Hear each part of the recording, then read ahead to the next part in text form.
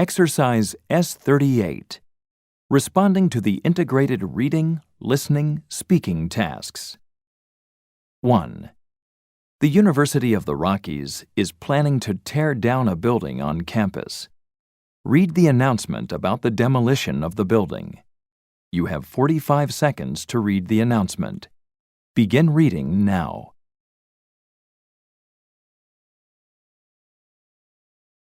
Now listen to two students as they discuss the announcement. Are you going to join our protest to stop their tearing down Old Main? You aren't marching about that, are you?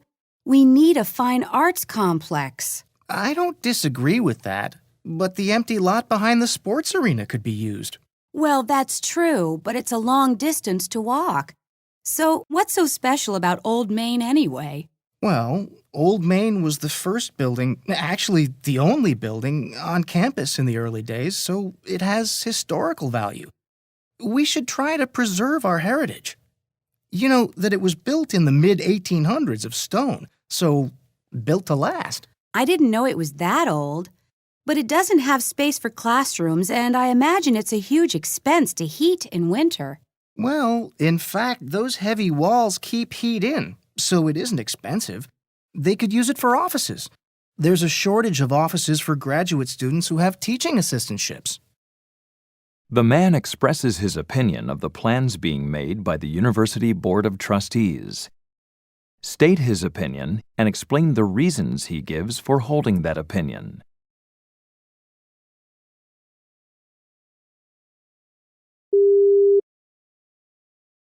2. The medical faculty has announced that a guest speaker will be giving a talk. Read the announcement about the talk. You have 45 seconds to read the announcement. Begin reading now.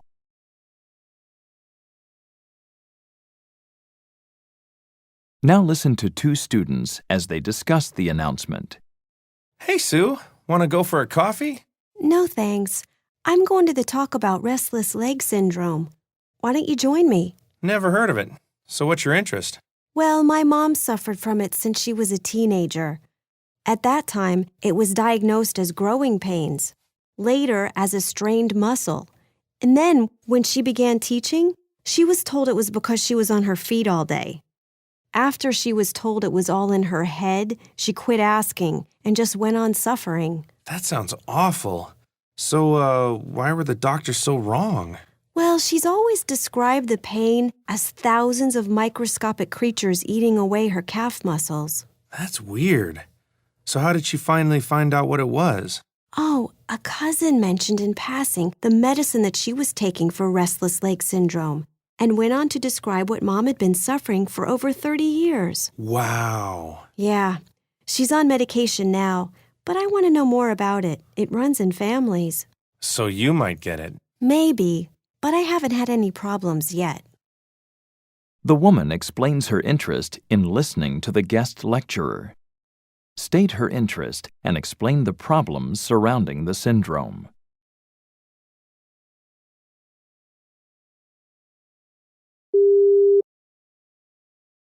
3.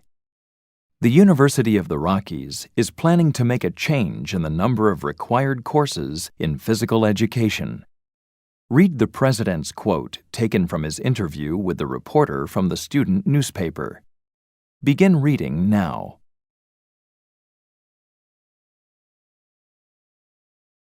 Now listen to two students as they discuss the quote. What do you think about the university dropping its physical education requirement? I'm torn about it, really. In one way, it's true that students should take the responsibility of keeping fit. But how can we if money isn't put into the facilities? But the president didn't say anything about not putting money into the facilities. He said that the money that's saved from courses that'll no longer be taught would be put elsewhere. True, but I can't help but think some of our sports programs are going to be affected. This will only be the loss of some courses. So what are the programs? What programs are you concerned about? Well, the women's varsity soccer team, for one. They've worked hard to get any university support at all and are just getting the recognition they deserve. I hardly think that they'll be affected. Don't be so sure. Fewer classes will result in a cut in the number of instructors, and that can't help but affect the different programs that are run by those particular instructors. The woman expresses her opinion of what the president was quoted to have said to the reporter. State her opinion and explain the reasons she gives for holding that opinion.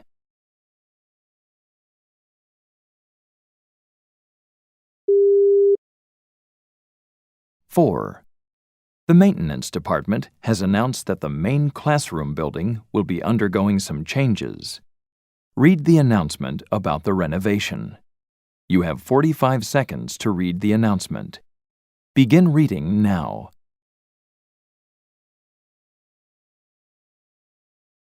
Now listen to two students as they discuss the announcement. That'll be really great, won't it? All the classrooms will be high-tech. Oh, I don't know. Maybe. Maybe? I really like a professor to give a lecture with all sorts of neat computer slides to project on the screen, don't you? Well, yeah, when it works. But how often have you been excited about doing something special in a lab and the technology failed? Not that often. It does have to be maintained, though. And upgraded. Technology becomes obsolete very quickly. True. I've also seen a lot of student presentations using technology that were all showy with animation, but no content. It's a big expense, for something that won't be used all that much. Why don't you think it'll be used? Well, first, lots of professors aren't high-tech minded and won't bother with learning how to use it. Besides, it's very time-consuming to make a good computer presentation. The best professor I've had here, Dr. Rosa, doesn't even use an overhead projector. Yeah, well, she's kind of exceptional. The woman expresses her opinion of the announcement made by the university's maintenance department. State her opinion and explain the reasons she gives for holding that opinion.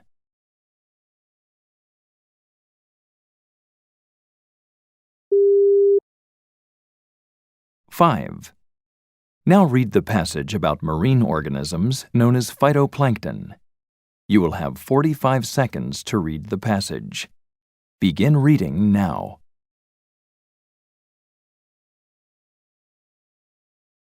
Now listen to part of a lecture on ocean plants in a marine biology class. Okay, I'd like to discuss an interesting study being done on phytoplankton.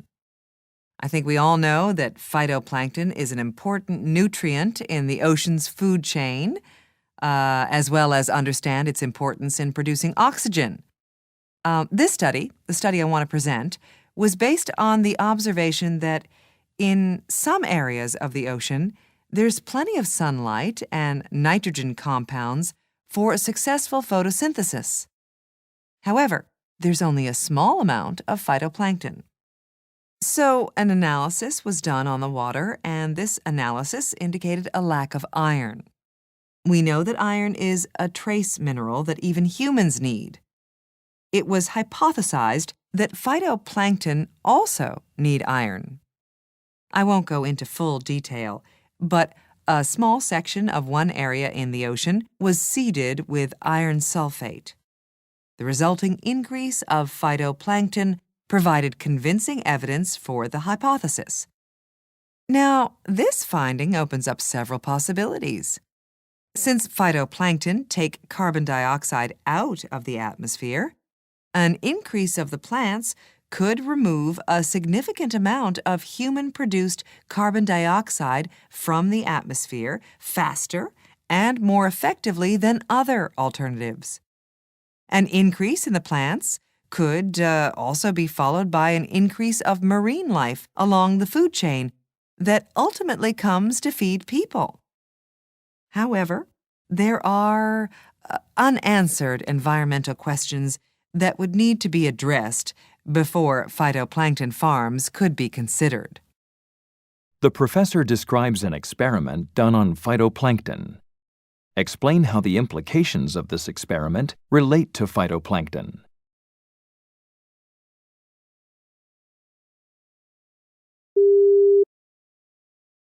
Six. Now read the passage about road management. You will have 45 seconds to read the passage. Begin reading now.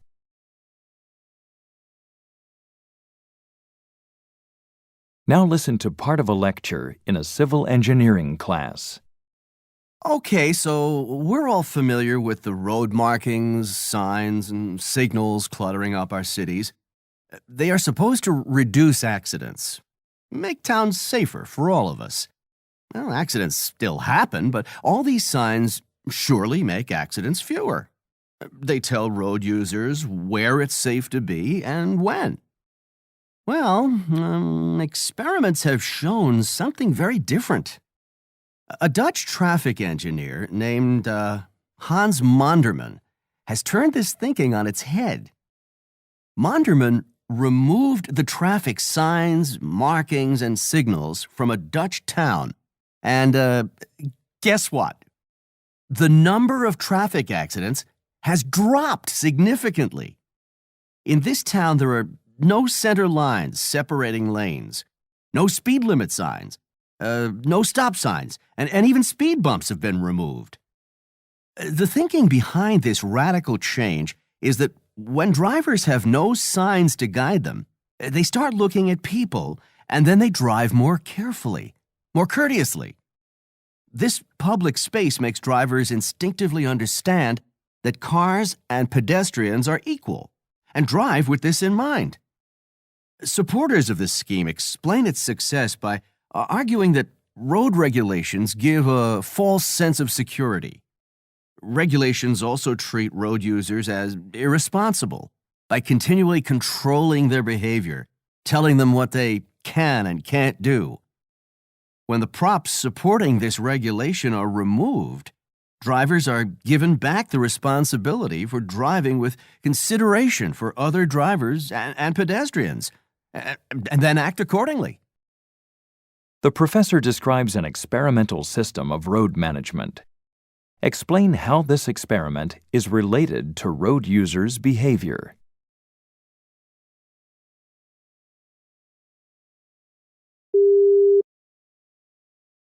Seven. Now read the passage about cultural perceptions of time. You will have 45 seconds to read the passage. Begin reading now.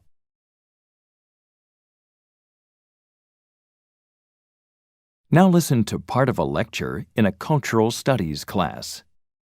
We were talking about monochronic and polychronic cultures last week, and I wanted to repeat some of the things we discussed. Remember that these are the extremes, and most cultures lie somewhere in between. We also discussed that there are monochronic individuals within polychronic cultures, and vice versa, polychronic ones within monochronic cultures. Now, one might think that a monochronic society is more efficient because monochronic individuals can make a linear plan, predict how long it will take, and follow through on it. They arrive on time, set deadlines that they meet, and can be depended on to get the work done on time. But how often have you read in job advertisements that they're looking for someone who can multitask? So what does that mean? Someone who can do several things at once, right? And who can do that? A polychronic person. In essence, they are people who can step in and be moved around within a company. These are the people who become irreplaceable on the job because of their ability to juggle several tasks at the same time. Interestingly, while efficient polychronic people are appreciated at the workplace, they frequently don't move up the promotional ladder. Why? Because it isn't easy to replace a person who can multitask effectively. The professor describes the behavior of monochronic and polychronic people. Explain how their behavior is related to their suitability in the workplace.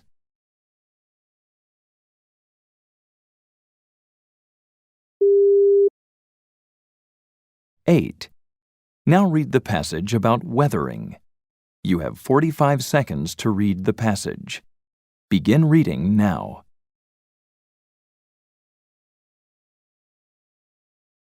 Now listen to part of a lecture on weathering in a geology class. When we examine rocks in terms of the weathering process, It's obvious that the climatic environments must also be taken into account. Think about the weather conditions in arid areas. In those areas, the frost at night expands along cracks in the rocks, and in the day, the rocks expand in the heat. This mechanical process of weathering due to the fluctuation between frost action and heat expansion is common. Now, in the tropical areas where rainfall is heavy, the chemical process is common. There's less mechanical weathering since the temperature remains high. In temperate climates, where we can see a warm summer with rainfall and a colder winter with frost, both chemical and mechanical weathering are common. What about the polar regions? Well, we are not going to see much weathering in terms of chemical processes since there's little rainfall. Neither will we see many mechanical or biological processes. The Arctic conditions allow very little weathering, in fact. Now, what about biological processes? The weathering caused by tree and plant roots wedging into the rocks, animals burrowing into the ground, or the decay of dead organisms causing destructive acids? Well, plants and animals live in all areas. But again, because we see fewer plants and animals in areas of extreme climates, we see less biological weathering there. The professor describes climatic conditions. Explain how these conditions relate to different weathering processes.